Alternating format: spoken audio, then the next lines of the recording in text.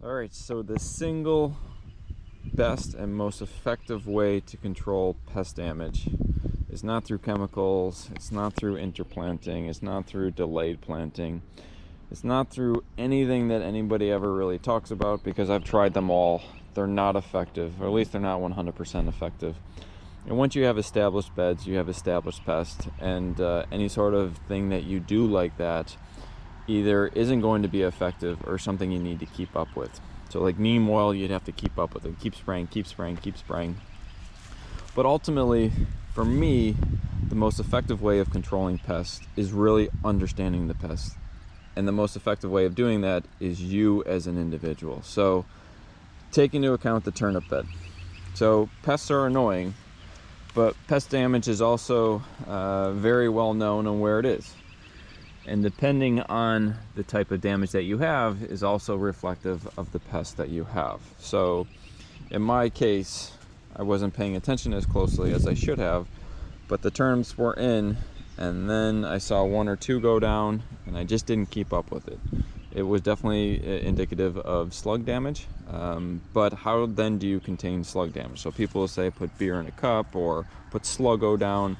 I would say that's only effective if you're putting it where the slug is. And if you're not hitting the slug, well, then you're just wasting your time, or it's just going to move somewhere else. So if I put a can of beer over there, if I have slugs over here, well, now I have, the slug isn't going to walk itself all the way over here. It's just going to eat whatever's near itself rather than walk all the way over there. So I'm just wasting my time. So it's effective if it only touches it or if it's in that specific region. But if you have larger beds, and this is a very small bed, but if you have 50-foot beds, you're not going to be putting cans of beer all over the place. It's just not going to be as effective. So in my case, if I'm seeing the damage, I'm then going to work with the pest itself to better understand its life cycle or anything else that I need to do to take advantage of it. So I could have lost, and I almost lost, and I probably definitely would have lost my garden bed or my turnip bed here if I didn't keep up with it, because it got pretty quick right out of the gates. But you can see the bed itself, it's fine, and that's simply because I learned that slugs come out pretty much at dusk and early into the night.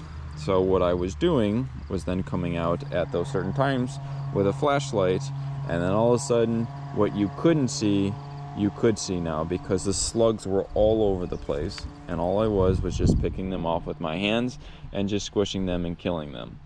So you're not going to get them all at once, but if you were to do this for 2 or 3 days, 5 minutes at a time, you can be 100% effective. And now I was just out yesterday, I was out here for 5 minutes and I could not find another slug associated with this bed.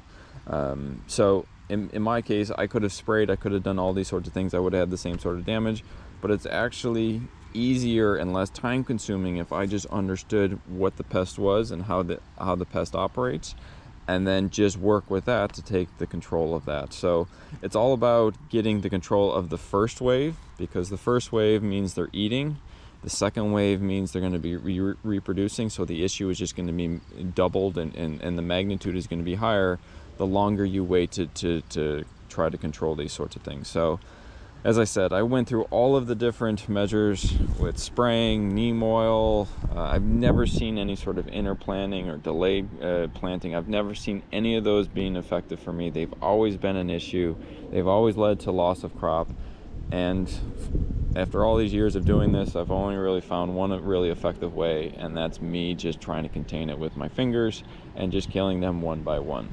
It's annoying, but it's effective, and if you keep up with it early in the year, I don't have to worry about slugs in this bed anymore. It is a seasonally effective way of controlling these sorts of things.